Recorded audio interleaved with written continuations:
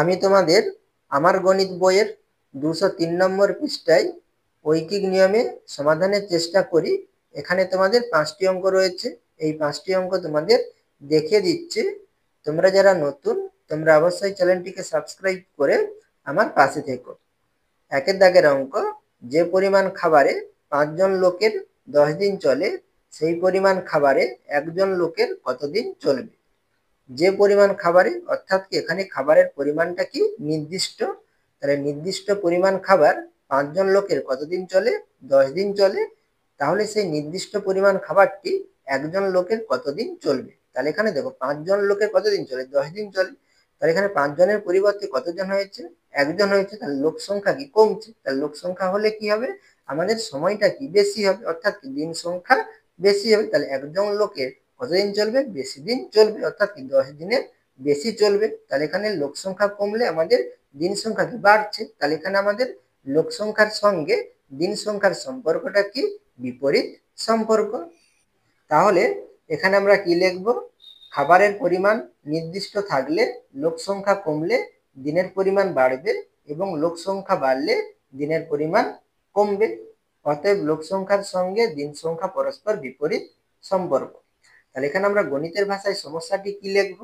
তাহলে এখানে আমরা কি নির্ণয় করব? একজন লোকের কতদিন চলবে সেটা বের করব, অর্থাৎ কি দিন বের করব। তাহলে দিন কি সময়, তাহলে সময়টাকে আমরা ডান সাইডে রাখবো এবং লোক সংখ্যাকে আমরা বাম সাইডে রাখবো। তাহলে 5 জন লোকের কতদিন চলে? 10 দিন চলে। তাহলে 5 জন লোক, তাহলে এখানে 5 লিখবো। তাহলে এককটা কি হবে? জন হবে। তাহলে কতদিন চলে? 10 দিন চলে। তাহলে সময়টা কি হবে? 10। তাহলে এককটা কি হবে? দিন। তাহলে এখানে আমরা কি লিখবো? দিন লিখবো। তাহলে এখানে আমরা একজন লোকের বের করবো। তাহলে এখানে আমরা কি লিখবো? 1 লিখবো আর সময়ের কাছে কি দেবো? জিজ্ঞাসা চিহ্ন দেবো। তাহলে 5 জন লোকের নির্দিষ্ট পরিমাণ খাবার চলে কতদিন? 10 দিন। তাহলে একজন লোকের নির্দিষ্ট পরিমাণ খাবার চলে, তাহলে কি হয়? বেশি দিনে হবে। তাহলে বেশি দিন হলে আমরা কি করি? বেশি হলে গুণ করি। তাহলে এখানে আমরা 10 এর সঙ্গে কত? 5 গুণ করব। তাহলে কি লিখবো? 10 গুণিতক 5 দিন। তাহলে 10 5 কত? 50 দিন। তাহলে এখানে আমরা উত্তরটি কি লিখে নেব? অতএব ওই পরিমাণ খাবারে একজন লোকের কতদিন চলবে? তাহলে 50 দিন চলবে। 2 দাগের অঙ্ক, 5 জন লোক 4 দিনে গ্রামের পুকুর পরিষ্কার করার কাজ নিয়েছে। একজন লোক ওই পুকুর পরিষ্কারের কাজ কত দিনে করবে? তাহলে এখানে দেখো 5 জন লোক পুকুর পরিষ্কার করে কত দিনে? 4 দিনে। তাহলে এখানে একজন লোক কত দিনে পরিষ্কার করবে? তাহলে এখানে জনসংখ্যা কি কমেছে? 5 জন থেকে কি একজন হয়েছে। তাহলে 5 জন যে কাজটা 4 দিনে করে, তাহলে একজন সেই কাজটা অবশ্যই কি 4 দিনে করতে পারবে না, বা 4 দিনের কম দিনে করতে পারবে না। কি 4 দিনের কি বেশি সময় লাগবে। যেহেতু এখানে কি জনসংখ্যা কমেছে, তাহলে দিন সংখ্যা অবশ্যই কি হবে? বাড়বে। তাহলে একটি কমলে অপরটি কি বাড়ছে। তাহলে এটা আমাদের কি সম্পর্ক হবে? বিপরীত বা ব্যস্ত সম্পর্ক হবে। তাহলে এখানে আমরা কি লিখব? কাজের পরিমাণ নির্দিষ্ট থাকলে লোক সংখ্যা কমলে দিন সংখ্যা বাড়বে এবং লোক সংখ্যা বাড়লে দিন সংখ্যা কমবে। তাহলে এটা আমাদের কি সম্পর্ক? বিপরীত সম্পর্ক। তাহলে এখানে লোক সংখ্যা ও দিন সংখ্যা পরস্পর বিপরীত সম্পর্ক। তাহলে সমস্যাটি হলো, তাহলে সমস্যাটি আমরা কি লিখবো? তাহলে এখানে আমরা কি নির্ণয় করব? তাহলে একজন লোক কতদিনে পুকুরটি পরিষ্কার করে বের করব। তাহলে কতদিন, অর্থাৎ কি সময় নির্ণয় করব। তাহলে সেই জন্য আমরা সময়টাকে ডান সাইডে লিখবো এবং লোক সংখ্যাকে আমরা কোন সাইডে লিখবো? বাম সাইডে লিখবো। তাহলে কতজন লোক? 5 জন লোক। তাহলে কত দিনে করে? 5 জন লোক 4 দিনে করে। তাহলে সময়ের ঘরে 4 লিখবো আর এককটা কি হবে আমাদের? দিন হবে। তাহলে একজন লোক কত দিনে করবে, ঠিক আছে। তাহলে 5 জন লোক পুকুর পরিষ্কার করে কত দিনে? 4 দিনে। তাহলে একজন লোক পুকুর পরিষ্কার করে, তাহলে কি হবে? বেশি দিনে লাগবে। তাহলে বেশি দিন লাগলে আমরা কি করব? গুণ করব। তাহলে 5 গুণিতক 4 দিনে লিখতে পারো, বা তোমরা 4 গুণিতক 5ও লিখতে পারো। তাহলে 5 4 কত? 20 দিনে। তাহলে একজন লোক পুকুরটি কত দিনে পরিষ্কার করবে? 20 দিনে পরিষ্কার করবে। তাহলে এখানে আমরা উত্তরটি কি লিখবো? অতএব ওই পুকুর পরিষ্কারের কাজ কত দিনে? তাহলে 20 দিনে করবে। 3 দাগের অঙ্ক, 12 জন লোক একটি রাস্তা 21 দিনে সারাতে পারেন। সেই রাস্তা একদিনে সারাতে কতজন লোক প্রয়োজন? তাহলে এখানে দেখো, তাহলে 12 জন লোক একটি রাস্তা 21 দিনে সারাতে পারেন। তাহলে এখানে আমাদের কি নির্ণয় করতে হবে? দেখো একদিনে সারাতে কতজন লোক প্রয়োজন। তাহলে আমাদের লোক সংখ্যা নির্ণয় করতে হবে, ঠিক আছে। তাহলে এখানে 21 দিনে কতজন সারায়? 12 জন একটি রাস্তা কি সারাতে পারে। 21 দিনে একটি রাস্তা সারাতে পারে কতজন? 12 জন লোক। তাহলে একদিনে সারাতে কতজন লাগবে? তাহলে এখানে দেখো দিন সংখ্যা কত? 21 দিন। তাহলে আমরা 21 দিনে যে কাজটা 12 জন মিলে করি, তাহলে সেই কাজটা যদি আমরা একদিনে করতে চাই তাহলে আমাদের কি হবে? তাহলে লোক সংখ্যা কি 12 জনে করতে পারবে? 12 জন কি করে? 21 দিনে করে। তাহলে একদিনে অবশ্যই কি 12 জনে করতে পারবে না। তাহলে একদিনে কি করতে হবে? তাহলে লোক সংখ্যা বাড়াতে হবে, তবেই কি হবে? তাহলে আমাদের কাজটা কি কমপ্লিট হবে। তাহলে এখানে আমরা 21 দিনে 12 জন করতে পারি, তাহলে একদিনে কি করতে হবে? তাহলে বেশি জন লাগাতে হবে। তাহলে এখানে আমাদের দেখো দিন সংখ্যা কমতে, তাহলে আমাদের লোক সংখ্যা কি হচ্ছে? বাড়াতে হচ্ছে। তাহলে এটা আমাদের কি সম্পর্ক? বিপরীত সম্পর্ক বা ব্যস্ত সম্পর্ক। এখানে আমরা কি লিখবো? কাজের পরিমাণ নির্দিষ্ট থাকলে দিন সংখ্যা কমলে লোক সংখ্যা বাড়বে এবং দিন সংখ্যা বাড়লে লোক সংখ্যা কমবে।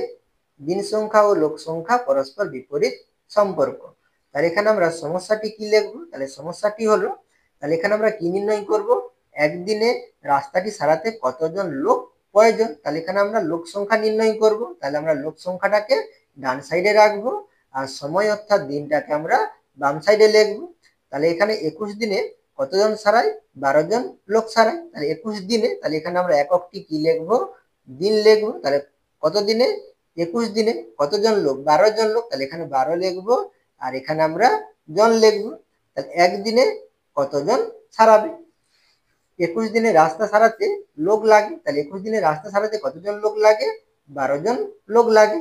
তাহলে একদিনে রাস্তা সারাতে লোক লাগে, তাহলে একদিনে কি হবে? তাহলে বেশি লোক লাগাতে হবে, না হলে কি আমরা রাস্তাটা কমপ্লিট করতে পারবো না। কম জনে তো পারবো না, আর 12 জনেও পারবো না। তাহলে কি বেশি দিনে বেশি জন লাগাতে হবে। তাহলে বেশি হলে আমরা কি করব? গুণ করব। তাহলে এখানে আমরা কি লিখবো? 12 গুণিতক 21 জন। তাহলে এখানে 12 কে 21 দিয়ে গুণ করতে পারো বা 21 কে 12 দিয়ে গুণ করতে পারো। আমি 21 কে 12 দিয়ে গুণ করে দেখিয়ে দিচ্ছি, সরাসরি গুণ করে দিচ্ছি। দেখো 12 একে কত? 12। তাহলে 12 একে 12 হচ্ছে, তাহলে কত বসবে? 2। 12 2 হাতে থাকলো 1। 12 দুগুণে 24, 24 আর 1 কত? 25। তাহলে কত হচ্ছে? 252 জন। তাহলে কত হচ্ছে? 252 জন। তাহলে একদিনে রাস্তাটি সারাতে হলে আমাদের কতজন লোক লাগবে? 252 জন লোক লাগবে। তাহলে এখানে আমরা উত্তরটি কি লিখবো? অতএব ওই রাস্তা একদিনে সারাতে তাহলে 252 জন লোক প্রয়োজন। 4 দাগের অঙ্কটি বোঝানোর আগে আমি একটি তোমাদের ছোট উদাহরণ দিয়ে বুঝিয়ে দিচ্ছি, তারপরে আমি তোমাদের 4 দাগের অঙ্কটি বোঝাচ্ছি। তোমরা প্রতিদিন বাড়ি থেকে স্কুলে যাও কিসের সাহায্যে? সাইকেলে চড়ে বাড়ি থেকে স্কুলে যাও। তোমরা প্রতিদিন বাড়িতে কটার সময় বেরো? তোমরা 10:30 বাড়ি থেকে বেরিয়ে স্কুলে যাও। আর তোমাদের স্কুলে পৌঁছাতে হবে কটার সময়?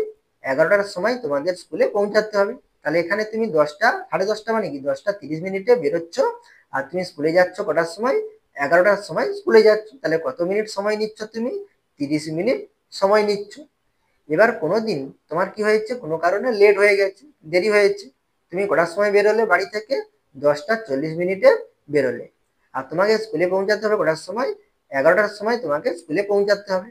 তাহলে এখানে 10:40 থেকে 11টা পর্যন্ত তাহলে সময় কত হচ্ছে? আমাদের 20 মিনিট সময় হচ্ছে। তাহলে তুমি বাড়ি থেকে স্কুলে প্রতিদিন কত মিনিটে যেতে? 30 মিনিটে যেতে। এখন তোমার হাতে কত সময় আছে? 20 মিনিট সময় আছে। তাহলে তুমি প্রতিদিন যেভাবে সাইকেল চালাতে, তাহলে তুমি কি সেইভাবে সাইকেল চালিয়ে স্কুলে যেতে পারবে? যেতে পারবে, কিন্তু তোমার কি হবে? 11টার পরে যাবে, তাহলে কি তোমার লেট হয়ে যাবে। তাহলে তোমাকে কি করতে হবে?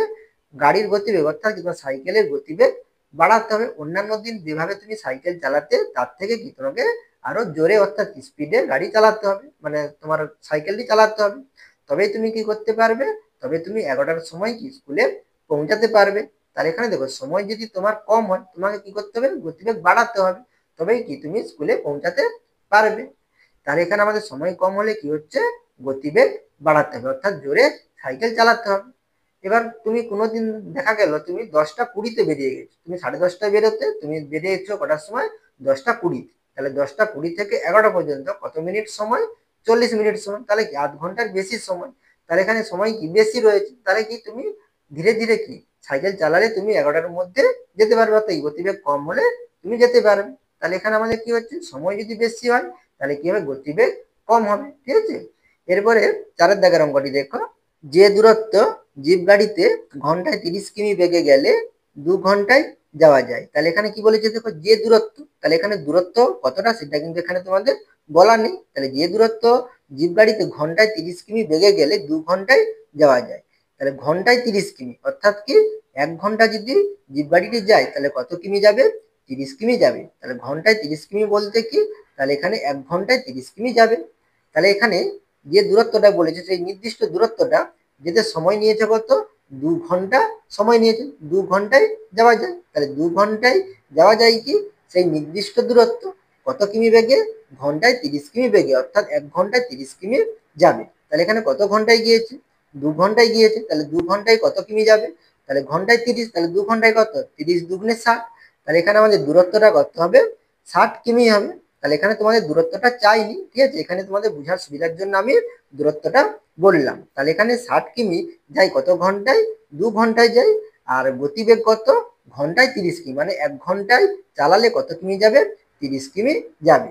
সেই দূরত্ব 1 ঘন্টায় যেতে হলে জিপ গাড়ির গতিবেগ কত হবে, তাহলে সেই দূরত্ব বলতে কত কিমি, 60 কিমি। তাহলে এখানে সেই নির্দিষ্ট দূরত্ব, তাহলে সেই নির্দিষ্ট দূরত্ব কত ঘন্টায় যেতে হবে, 1 ঘন্টায় যেতে হবে। তাহলে এখানে 2 ঘন্টায় যেতে হলে তার গতিবেগ কত ছিল, 30 কিমি/ঘন্টা ছিল, তাহলে 1 ঘন্টায় যাবে। তাহলে এখানে দেখো সময় কি কমছে, 2 ঘন্টা থেকে 1 ঘন্টা হয়েছে।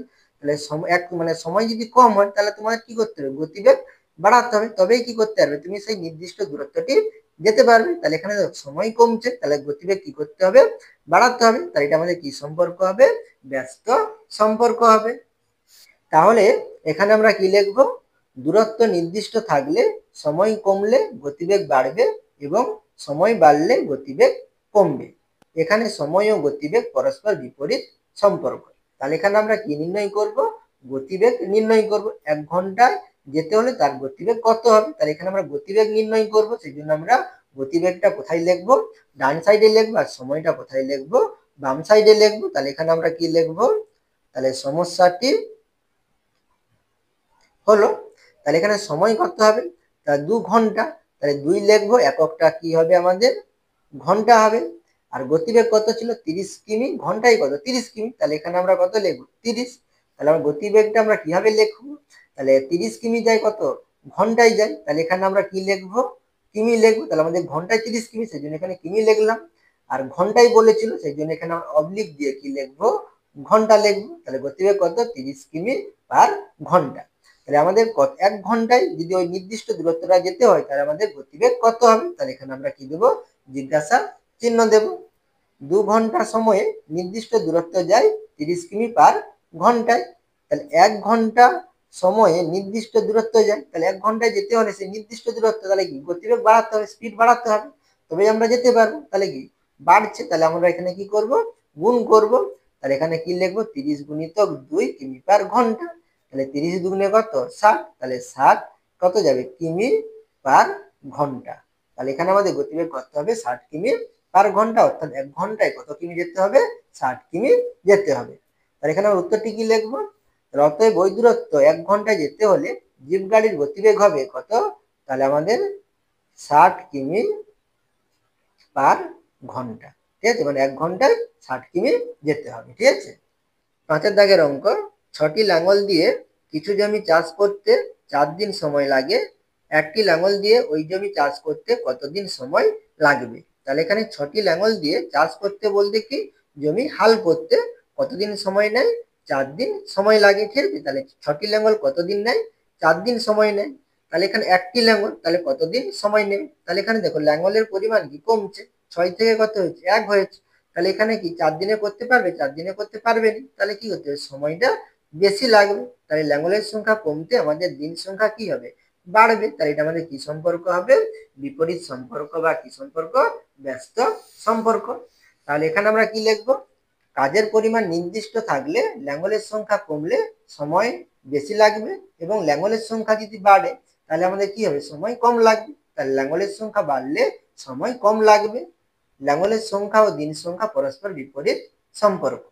তাহলে সমস্যাটি হলো, তাহলে এখানে আমরা কি নির্ণয় করব, একটি লাঙল ওই জমি চাষ করতে কতদিন সময় নেয় বা সময় লাগবে, তাহলে সময় নির্ণয় করব। তাহলে সময়টাকে আমাদের ডান সাইডে লিখতে হবে, আর লাঙলের সংখ্যাটাকে আমাদের বাম সাইডে লিখতে হবে। তাহলে এখানে আমাদের 6টি ল্যাঙ্গল ছিল, তাহলে এখানে আমরা কত লিখবো? 6 লিখবো। সংখ্যা কি লিখবো? টি লিখবো। আর সময় কত ছিল? এখানে 6টি ল্যাঙ্গল 4 দিন সময় নেয়, তাহলে এখানে 4। আর সময়ের পাশে কি লিখবো? সময়ের পাশে দিন লিখবো। তাহলে কটি ল্যাঙ্গল? 1টি ল্যাঙ্গল। তাহলে 1টি ল্যাঙ্গল কত দিনে করবে? তাহলে 6টি ল্যাঙ্গল চাষ করে কত দিনে? 4 দিনে।